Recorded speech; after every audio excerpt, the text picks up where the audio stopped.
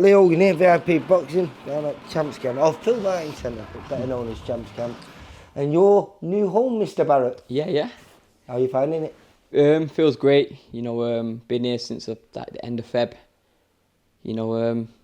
Feels good. You've trained in the two most iconic gyms in Manchester. You started with your uncle down at Moston Collyhurst, and then was it February you said you're down here from? Yeah. End of Feb. It's just a special place. How lucky am I? You are. You're spoiled, mate. Yeah. And I'm so happy because we've been telling you for years about moving up in weight, and you denied it. And what did Joe say to you to convince you? So basically, he'd been telling me when I sparred Crawler, he's like, you should be a lightweight. I was like, oh no, I'm a super heavyweight, and then so that was a fair few years ago. Years ago, and then he just seen my performance against Jazzo, and he just said like, that was a shadow of you, like you need to go up in weight now, kind of thing, and I agreed because when I was in the ring, take nothing away from Jazzo, man, he's a WA interim super featherweight champion now, like the world champion, credit to him. I just couldn't get off what I wanted to get off. Like my feet and my hands wasn't coordinating. It was like, it just felt drained, and yeah, man. You were dragging it out. Yeah. Flowing. It wasn't and flowing. You flow normally. That's what you do. There was no flow. I bet Jazz was thinking, right, he's gonna turn up this round, and it was just too late. It just went too fast, and I just couldn't get going. I couldn't get into gear. You know what I mean? And that's how I felt. It made me laugh because you've had those two little. The reason I'm talking to you, you returned to the big stage on November the 29th in Birmingham. Yeah. It's on the Ben Whittaker undercard, isn't it? And there's a young Alfie Middlemas is on there, I think. Alfie's on, yeah. And there's the rematch between Cameron Bong and Gavin Gwynn. Yeah. So it's a good show to be on, a good show to return for you. But you've had two little outings on our show. You got a third round stoppage against a Mexican kid, and then you fought another Mexican, Lopez. He's massive, silly tough as well, mate. But he's massive. He's never been stopped, mate, in 40 fights. I wobbled him though. You know what it is, yeah? I swear, I seen him, we weighed in, whatever. And then the next day, I thought, huh? The guy was massive, like, what is that, 5'10", just a big guy. And when you look at his record, his wins he's had, they're all like prospects. He's knocked people out. Well, he knocked out that Hamza Gaz when he came over here. Yeah, he was 18-1. Yeah, good fighter. And then he just knocked against Solomon Mohammed or Mohammed Solomon or something, who was 7-0, and he stopped him. Yeah. He's a great. I love him. He's a new. He's sound, man. He's a sound guy, but about 7 or 8 times he's fought on the VIP shows now, and he always brings it. He's good. But I remember speaking to you afterwards, and. As you say, you're going back down to super featherweight, and you were, my hell, you were smiling, mate. You were so happy that you'd finally convinced yourself into moving back up. You know what it is? I had to take that defeat to obviously. Well, sometimes you don't fix what's not broke. No, you don't. And you know what's mad? Like, I'm gonna deep it. I've been a super featherweight, been weighing 59 kilo since I was 16. So I boxed at 59 kg at 16, and I've been making the weight since I was 31. My body was screaming, go up. But this is when you're winning and you're this close from a world title. Yeah. I can't, I'm this close from fighting for a world title. So I boxed for the world title at super featherweight, and then I won the WBA and then got ranked in number 3 or 2, something like that. So I was a fight away, and it was a big fight. So it's like, you know what? Why not? And the last 2 weeks to a fight. It was just dark. You seen it wearing sweatsuits, and it was just so dark. And because I've got a strong mind, you're mentally convincing yourself this is okay. Well, it's £5, isn't it, from super featherweight to lightweight? And I was watching you today. I couldn't believe that. That was me. No, not just that though. You were sparring with your stablemate. Is it Hugh Malone? Yeah. Big as well. He's big. Yeah, but you know something? It was fun to watch, and Joe turns the music on. Suddenly when he puts that music on, suddenly the place changes, doesn't it? And there's no hiding, and it's high tempo from there. And it doesn't matter whether he's watching you sparring, but he's also watching all the other lads on the bags. He's pushing everyone. He's got eyes everywhere. His eyes are like that. Phenomenal. But I loved it because he gets in the ring with you and he was explaining what he wanted, and I see a different you, a totally different you. You know, he always said that, you know, that fast hands, but sometimes you waited for the perfect shot. Yeah. There was no waiting there. There was no waiting in that spot there, was it? That was, and what I loved, Joe said to you at one point, he went, if you're having success, don't wait for him to have success. Yeah. Just keep on having success. Yeah. So not like you see it in spars sometimes where, you know, someone will get the better of someone else and then they'll say, right, now it's your turn to get the better of me. Yeah. And that wasn't, I mean, there was give and take. It was tit for tat kind of thing. But it wasn't because you were allowing to. It was you both dragging it out of yourself. Yeah. That was about 8 rounds, was it? More than, I think it was more than. But yeah, you know, I feel the improvement. I'm just adding on to what my Uncle Pat taught me. You know, credit to Uncle Pat, thank you for Uncle Pat. Without doubt. You know, for starting me off and building me to the fight I am now, and then Joe just adding different pieces to the puzzle, and we're just mixing it together, and then, you know, the formation, what we're trying to get out, you know, we're slowly but surely doing it, and you know, I believe I'll be a world champion this week. You know, I believe I've got the fundamentals and the ability and the speed, the power to cause upsets and to cause problems. You know. Do you still feel young in this sport? You've been in it a lot. You just said. Yes, you know, I turned pro at 21. Yep. But yeah, of course I do. You know, through obviously Uncle P, the way we've been taught, the style I used to have, like kind of thing. Yeah. Didn't really get hit a lot, so that's got me to where I am now, to this stage of career. You know, some fighters have had this many fights and maybe they're on a bit of a decline or. Where, no. Do you feel you're just getting better? Yeah, I feel I'm a late developer anyway, you know. I've got manpower at like 27, 28. So no, I don't think that's true, you know, because I've told you one of the best knockouts I ever seen was an amateur. It was you in the quarterfinals. Oh yeah, that bald dead guy. Yeah. That was just, you know, that was timing. That was just timing. You've always had that timing. Yeah, I've always had timing. Timing obviously beats speed and whatever, but I feel like the physical strength and the brutality, like, that come later. You know, my knockouts were just pure timing, speed, like, where like now, you know, I feel like I'm getting better, you know. I was saying it, I feel like a UFC fighter, you know, when them champions are like 36. Yeah, of course. 38's like, because they've been around the sport, they know what to expect, and that's how I see myself, you know. I took myself out of an environment, and I'm in a new environment because, you know, and I presume your body is totally changed now because, like I said, yeah, it's only £5. £5 is nothing to the normal person, but to a boxer it's everything. Yeah. And you must have so much more energy. Man. I've got so much more energy, like, you could tell. Even better see mine, yeah. So I'm fighting, say in a week. Normally, and I was making super featherweight, I'd be whitewashed now. I'd be like, oh man, that's touching pads or doing whatever.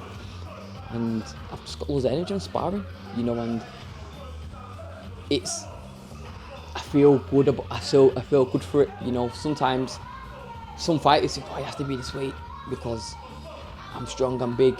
You know what, your ability and your speed and your power will go up with you if you do it right, you know. I've been doing strength conditioning, you know, so yeah, I feel good, I feel strong, and I feel like, you know, I'm here to make some noise. We're not sure of your opponent. There's no one on box right yet. I know there's a few people in mind, but that's not important. It's about you more than anything. But what's good about this is it's an 8-rounder, so it's going towards where you want to be. And this is, you always had a plan when you came here with Joe, and this seems to be working out. He wanted 4 fights under you, and he believes after those 4 fights, you'll be ready for whatever. To be honest with you, he wants the British for you, doesn't he? Yeah, he wanted me to get the British and whatever, but you know, I'll be some world level, you know, and it would be nice because you've been. I've never won. I've been Commonwealth. I've been English, Commonwealth, European. Never won the British, but it'd be nice, wouldn't it? It'd be nice, but you know what? The world title's on my roster, really. You know, and like he says, he wants to get me the 4 fights under his wing. And I just feel like I'm ready now because I've learnt so much. I feel like a new kid on Christmas with toys. Like, I just want to show, like, I'm so happy you come and said, wow, I've never seen you really throw that much. Or No, I was going to say, it's the busiest I've ever seen. Well, like you say, you always have to be perfect with what you're doing. And now, even though it's perfect, it's more of it. There's more of Yeah, it. It's yeah. like, you don't, it doesn't have to be bang on perfect, because if I throw 3, the first one might not be, but the next 2 will be. The last 2 will catch you, you know what I Yeah. mean? So that's where I feel like I can't wait to box on TV and show everybody, like, listen, I can throw in bunches and bunches, and I've got 8 gears. I've not just got blah, looking pretty like. Obviously, I had the dog in me with the Eric Donovan and carry, but like, I've got more of that now. But you have to come from behind him. Yes, I mean, like, yeah. that's in me. Like, you can either have that and you can't have that. But I've just got more to my artillery now, and you know, the 2 men in my that's brought that out of me is Uncle Pat and Joe Gallagher now. You know, Joe Gallagher's just here now And he's a miracle man. to put the sugar on the cake. You get me? How good is this for you though? You know, because when you joined here, Joe was on his way out. I know. You know, and now he's got the all clear, and he seems to be, you know. Listen, things happen for a reason. You know, God has plans for everyone, and you know what a sweet story this would be when I'm a world champion. And like, listen, look, this is the situation now. Look now, and you know, so yeah, man, the future's bright. You know, So I've just stuck to it. I've just stuck to the plan. Boxed in June, boxed in July, boxing in November 29th. You know, and I'm just sticking to. My head's down. Like, no one don't see me. No one, all you might see on Instagram is me and my children. Like, I'm just locked in because I have a goal where I need to be, and you know, 2026 is going to be there. hopefully a world champion. Yeah. I want to be in big fights. You know, I'm world class. You know, I've proven it. So I just need to perform 29th, and then you know, back where I need to be. You know, I feel like I'm owed myself a big fight. I'm owed myself a big victory, Good. and the boxing public know I'm a good fight. This is the thing. Like, the boxing public know how good I am. Yeah. Like, I'm never in a boring fight. The only boring fight I had was against Jazza for myself, because I couldn't perform. I physically couldn't. Yeah. In my mind, I can see punches, but Yeah. my brain and my body wasn't working together. It's like, No, right, they jab, are. and it was like, nope. In fact, that's what you said to me outside. You went, first time in a long time, my brain and my body is working They just together. give up normally. No, but you said it's working together Oh now yeah, for the yeah, first time in a long while. My last fight, normally I've got this magic where it just happens. It just happens. It ran out. It ran its course. You know what I mean? The expiry date just went. It's like time to go up. And now, because normally what you say is when your mind controls your body, and when you run out of whatever your mind, I couldn't have that pat. It just couldn't come. You know what I mean? So now, you know, we went back to the drawing board, went up in weight, you know, and we're just doing the same stuff that I can do here. It's coming out now, it's flowing out, and today, you know, I said to Joe said, how do you feel today?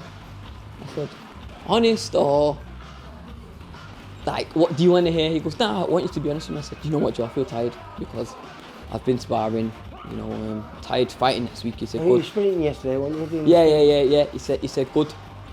This is how you should feel. You should be feeling tired, because that means you're ready. I said, all right, good. I said, Because so I answered the right. You've got the yeah. Even if you thought it was the wrong answer, it was the right answer. Because that's me, to be honest. Yeah, I was like, yeah. And he said, good.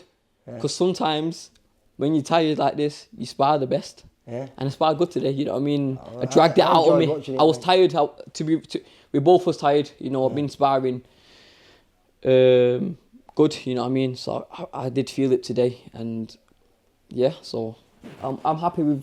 The one thing I'm happy with, because I'm a showman, I'm happy that you come and seen what. Yeah, but is it nice to be back on that big stage? Yeah, man, it feels good. You know, it's a big show, you know, and hopefully, you know, a good performance like that, get people talking about you Yeah, again, of course, mate. man, because I've done all this small stuff. I come up from the small stuff. I've been English, Commonwealth, European champion. I've won 3 world title eliminators. Boxer the world title. Like, I shouldn't really be having to. All right, I got beat in the sport of boxing. When you're at a certain level, you should just go again and go again. I shouldn't have to go down the ladder to come back up. Perhaps it's the Listen, best thing. God's plan. Yeah, I was going to say, my mum because used of to this say, move up in weight and the move of trainers. Yeah, of course. You know, it seems like everything for a reason. Yeah, of and course. maybe Course. this is the right reason. My mum used to say, and Pat says it sometimes, every disappointment is for good. You have to go 2 steps back to go 10 steps further. And this what it could have been, you know. And don't get me wrong, I was in my mind. I was like, why am I not getting these opportunities? I'm one of the best fighters in Britain, like one of the best fighters in the world. Like, why am I put on the bench, bro? Like, there's other fighters out there that are getting beat and still getting opportunities and boom, boom, boom. And I'm like, but you've never let it defeat you though. No, no, because it's here, my mindset, and you know, I believe everything happens for a reason, and that's a challenge for me. All right, I'll be on the bench for now, but I'll be Ole Gunnar Solsjaer. You put me on for the last 3 minutes, brother. Injury time, I'm banging 5 goals in. Next game, you're starting me. And that's my mind. That's how I think. Like, okay, it's cool. Listen, I'm smoking right now, but when I'm firing, I'll be firing. So yeah, you know, everything happens for a reason, and you know, November 29th, I'll perform, man. You know, I've got this chip on my shoulder where it's like, all right, y'all watching it. Back then on the 29th. Y'all are watching. Yeah. I'm ready, man. I'm ready. You know, and I'm excited to get back on TV, back on the platform. I'm back, man. You know, so I belong. I've done my apprentice. Like I said, been on the Black Flash shows, been on the VIP shows. Like, I've done all that now. You get me? Like, I'm big stage. I fight good, man. Good. I fight good, man. So yeah, man, I'm excited. Right, we'll leave it on that. Good luck for the 29th. I'm going to say a few thank yous, please. Can. Thank you to yourself, VIP Promotions, 1111 Management, RDX, 32 Red, MGI, my Uncle Scott, Melissa, Susie Wong, Joe Gallagher. Yep. Always, you know, Uncle Pat, thank you so much. And yeah, man. We'll spend all your logos and we'll have them running through the video. And most important as well, man like Suresh. Got to thank man like Suresh, man. But yeah. 1111 Management. I redo that again, yeah. I said it again, but yeah, man. Without these people in my life, and you know, it'd be hard. Boxing would be hard. So when you win that world title, of course, man. When I win that world title, man, you repay back everyone, don't you? Listen, what I'm going to do is I'm going to retire straight away. I start commentating. But yeah, man, thank you. Yeah. But thank you for everything. Thank you. Zelfa, it's always a pleasure, mate. You take care. Thank you, mate. Nice. Good luck for the 29th. Yeah, man. Bye, mate. For all boxing info, news, and latest interviews, amateur and pro across the north, click and subscribe. VIP Boxing Promotions. Also, Twitter, Instagram, and Facebook.